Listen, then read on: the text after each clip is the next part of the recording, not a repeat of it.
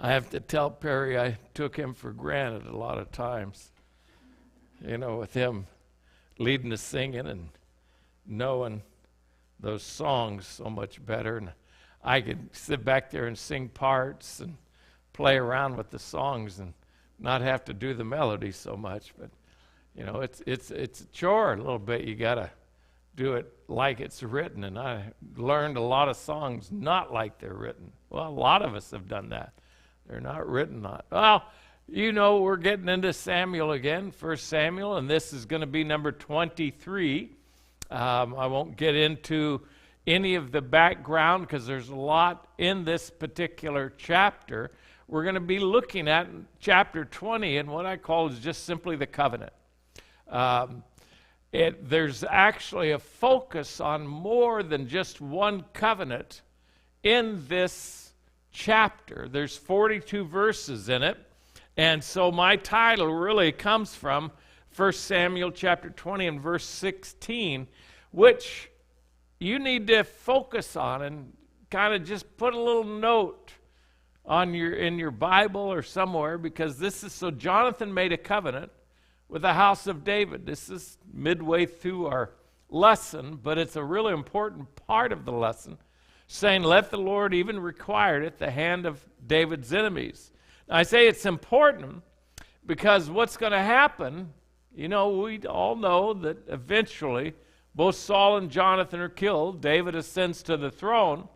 And then as he's sitting on the throne, he is reminded of that covenant. And so in 2 Samuel chapter 9 and verse 1, it says, David said, is there yet any that is left of the house of Saul, that I may show him kindness for Jonathan's sake? That's the reference to that covenant that you're going to read about tonight, that you just read in verse 16. Again, because of that covenant that Jonathan made with the house of David. And that title really is going to tie all of the information in chapter 20 together. Now, previously, of course, just to kind of remind you of a little bit, in our last chapter, we saw Saul very determined to kill David. In fact, if you remember, he asked Jonathan and his servants to kill David. Remember that? Pay attention to that, because you'll read something else in there tonight and you'll scratch your head a little bit.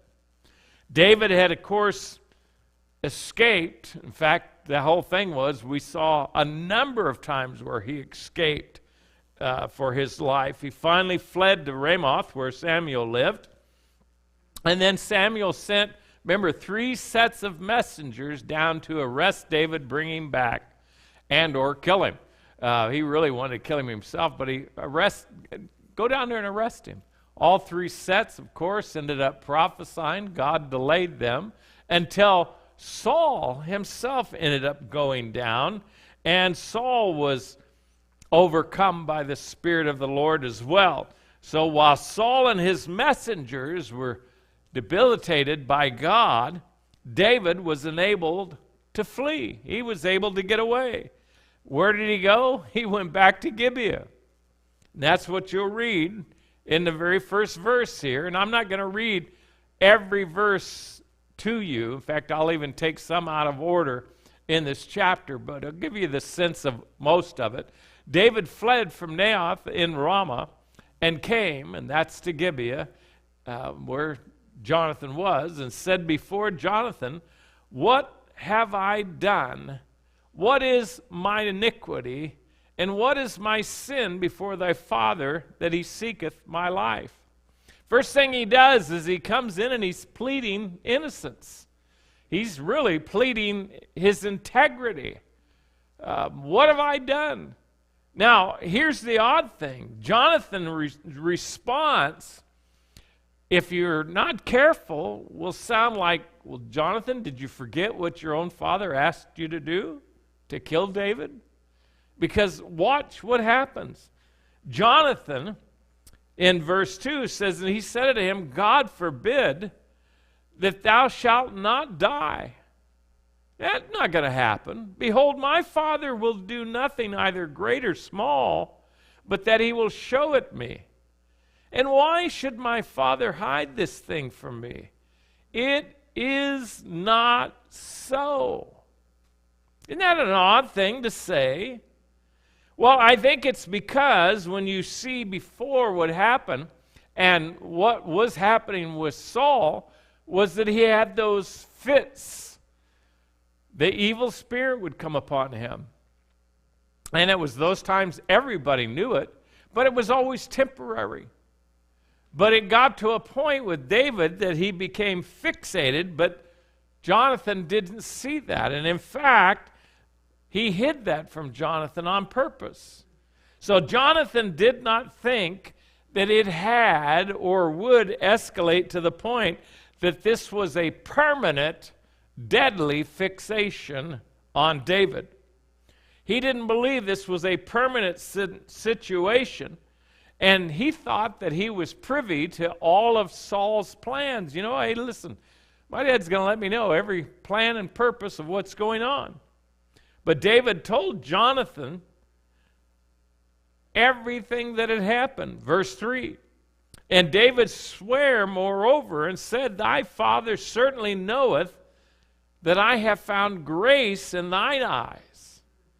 And he saith, let not Jonathan know this, lest he be grieved. But truly, as the Lord liveth, and as thy soul liveth, there is but a step between me and death. You need to know this is serious, Jonathan. He's hiding this from you. Jonathan then became ready, really, to help David in whatever way he could. And so the two of them began to plan how best to protect David and provide him an escape and an arrest, of course, and then certain death. Well, what they realized was David did think that the new moon was coming. And at the king's house, the palace that was there, they would gather for the burnt offering and the peace offerings. So the plan was for David not to attend, but for him to be absent over a 3-day period to make sure that he was noticed that he wasn't there. That was the plan. They wanted Saul to notice that he wasn't there. And they were going to make a judgment based on Saul's response once he noticed, once he found out that David's not there. And it would tell them what they were going to do next. So they're planning. So in this plan, when asked, Jonathan would then explain why David left and that he had received permission from Jonathan. Verse 6, if thy father at all miss me, then say, David earnestly asked leave of me that he might run to Bethlehem, his city, for there is a yearly sacrifice for all the family. So that's the first part of it. But if Saul got angry, if his anger waxes hot, and at Jonathan, verse 7, if he say thus, it is well, thy servant shall have peace. But if he be very wroth, then be sure that evil is determined by him. So they're going to look, they're going to watch. What kind of response is he going to have? So, because again, David is certain this is not going to change. Saul is determined to kill David because David is a threat to Saul's kingdom as far as Jonathan is concerned. So what does David do? He pleads the covenant. He pled innocence. Now he's going to plead the covenant. Then Jonathan and David made a covenant because he loved him. Remember that? That's back in chapter 18 and verse 3. Remember, this is where they, again, after fighting the Philistines, after coming together in the palace, their hearts were knit together and they loved one another. So it was based on this covenant and his integrity that David pleaded with Jonathan, and he's asking for transparency from Jonathan. And in fact, he even says, if this isn't the case, just kill me now. Don't delay, Jonathan. Don't bring me up before your father. Verse 9, and Jonathan said, Far be it from thee, for if I knew certainly that evil were determined by my father to come upon thee, then would not I tell it thee? Jonathan pleads the same to David. He would never do such a thing. If he'd known Saul's desire was truly to kill David, he wouldn't have done what he did in any way, shape, or form. So that he's again pleading the covenant and their bond with one another because of that covenant. Now we're going to look at some of planning in private. In verse 11 it says, And Jonathan said unto David, Come and let us go out into the field. And they went out, both of them, into the field. You might wonder why. Well, I think it's because of the planning that they're going to do and how they're going to plan for the information to be transferred from Jonathan to David. But it's also to get away from prying eyes and prying ears. They want to be away from any servants that might casually hear anything about it at all. So what we read now is their conversation gets out into away from the palace, away from any servants, and they can talk without whispering. And Jonathan now makes another covenant with David, and also he could find out about how Saul felt about the matter and then be able to disclose any evil plan. So we're going to read from verses 14 to 17 so you can kind of get the sense of this again. So they're planning in private, but they're going to carry this out. And thou shalt not only while and thou shalt not only while yet I live show me the kindness of the Lord, that I die not. So this covenant, he's already set it up. This is going to go beyond my lifetime. Verse 15, but also thou shalt not cut off thy kindness from my house. In other words, anybody that's born into his house, his children, forever. No, not when the Lord hath cut off the enemies of David, every one from the face of the earth. And that's where we read verse 16. So Jonathan made a covenant with the house of David, saying, Let the Lord even require it at the hand of David's enemies. And Jonathan caused David to swear again because he loved him, for he loved him as he loved his own soul. You can see that covenant went far beyond their earlier agreement. This goes beyond their lives in general. And I think it gives you an idea that Jonathan figures he's not going to make it. He's not going to survive this. There's something up. But even if he doesn't, he's probably older than David, and he wants to make sure that you're going to be kind to my family. So that's part of that covenant. What's interesting, like I said, I'm going to get into this if we go into the book further, and even into 2 Samuel, where you'll see when he says that he wants to know if there's any left of Saul's family so he can show them kindness for Jonathan's sake. That covenant is a type of the eternal covenant of grace for us. And you'll see that if we get into it, but that's for another time. But again, their covenant extends beyond their lives, the lives of their family legacy. Again, my house forever. The covenant is sealed between the house of Jonathan and the house of David. And then we look at providing a message. It says, but if I say thus, verse 22, that's why I said we're jumping around a little bit and down. But he says, thus, if I say thus unto the young man, so he's got a plan. I'm going to take my arrows out in the field. And if I say to the young man, behold, the arrows are beyond thee, go thy way. Hear the words? Go thy way. That's the message for David. Get out of town. Get out of Dodge. For the Lord has sent thee away. So we know that in providing this message, again, Jonathan would let David know what he found out, and this is an agreed upon location. They devised a way for Jonathan to communicate with David about whether he could return in peace or flee for safety. Jonathan would use a means that would not raise any suspicions. David would hide in the field at an agreed upon location, And Jonathan would use his arrows and a young man to retrieve them to communicate to David what it was he needed to do. If he hollered at the boy that the arrows were on this side, gather them and come in, all right?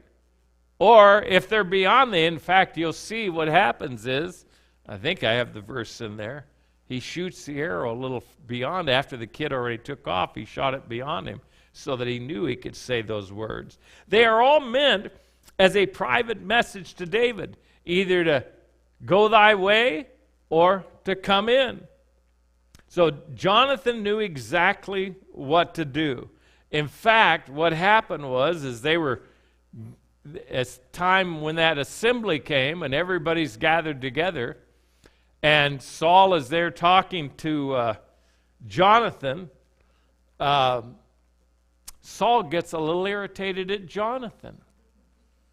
And Saul threw a javelin at his own son. So Jonathan now knows exactly what to do.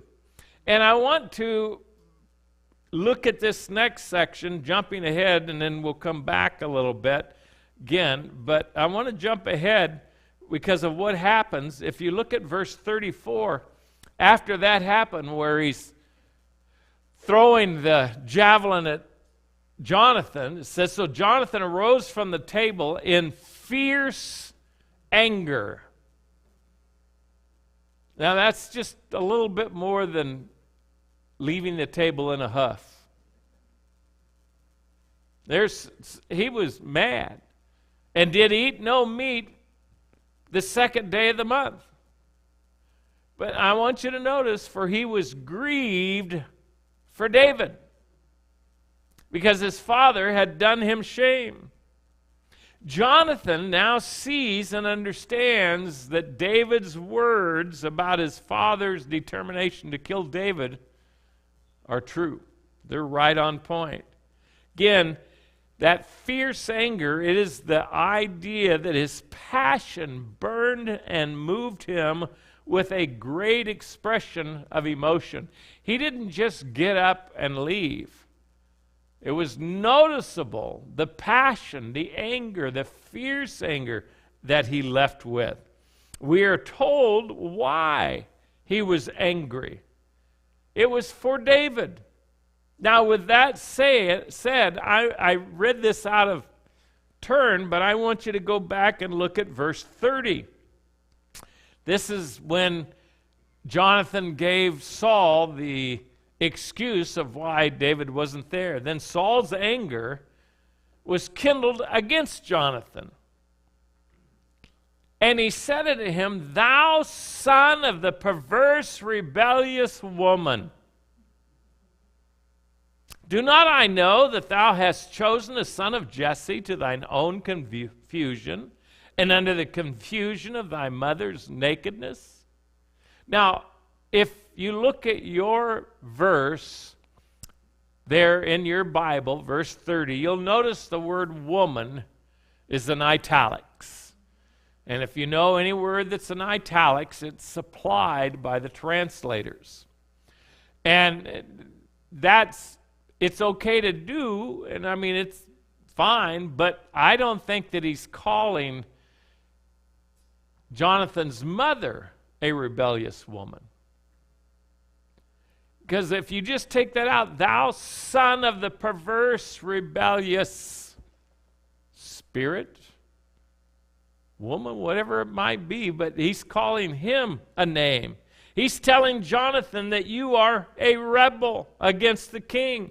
He is calling Jonathan an ignorant fool. He is telling Jonathan you are an embarrassment to your mother, instead of treating her like the princess or the queen that she is. She's now going to be cast aside.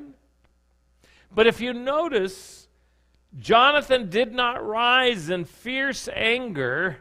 He did not go on a fast because of these offenses. And remember, this offense, they were having the feast. So all the servants are there, all the other family is there. So Saul is calling him these names and offending him in public. Now, how would you act? I would rise in fierce anger at my dad if he did that. But that's not what it says Jonathan did.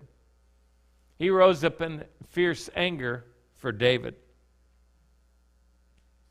He showed his anger because Saul shamed David. David did not deserve any of this treatment at all. Now, let's go a little bit further now in verse 34 or 35. This is where we find that pulling of the bow, shooting the arrows. It says, and it came to pass in the morning that Jonathan went out into the field at the time appointed with David and a little lad with him. So Jonathan's going to follow the plan and inform David of his father's intention.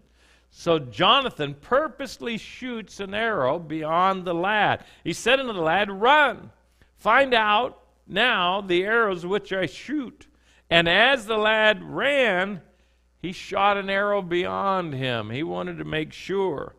That enables Jonathan to cry out his message, which we see in verse 37. And when the lad was come to the place of the arrow which Jonathan had shot, Jonathan cried after the lad and said, is not the arrow beyond thee? And Jonathan cried after the lad, make speed, haste, stay not. Get out quick. And Jonathan's lad gathered up the arrows and came to his master. So, that's the personal message to David. And verse 39 just simply is the lad knew not anything, only Jonathan and David knew the matter. They're making sure that no one is going to be able to get that message between the two of them that's private, even by mistake. You couldn't bring the little boy into their confidence. He could spill the beans without even knowing that he was doing it. So they were protecting David at that. So the young man could have mistakenly revealed the plan, so they were preventing that. So now Jonathan loads up his gear, gives it to the young lad in verse 40, and sends him back into the city. Jonathan gave his artillery unto this lad and said unto him, go carry them into the city. I mean, he doesn't explain what he was doing, what was going to happen. He may have told the young boy, I'm going to lay out here and take a nap. You go on into the city. Who knows? You run ahead. Have no idea. But what happened was, then we're going to see some passionate weeping. Notice in these next two verses, but this one in particular, because we're just two verses from the end, and as soon as the lad was gone, David arose out of the place toward the south, and notice what he does. He fell on his face to the ground and bowed himself 3 times. He's showing Jonathan a submissive spirit. He's showing Jonathan a reverence. He is showing him respect. And then he expresses his friendship. They kissed one another and wept with one another until David acceded. Now, when you look at that, it was a very emotional meeting.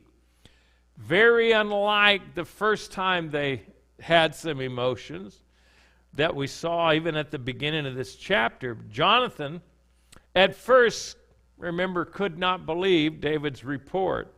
Now he knows that it's true, and everything has changed, and they weep with one another.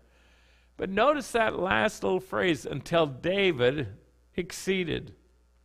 In other words, they were weeping, but all of a sudden David is just really weeping. He's going way beyond Jonathan's weeping.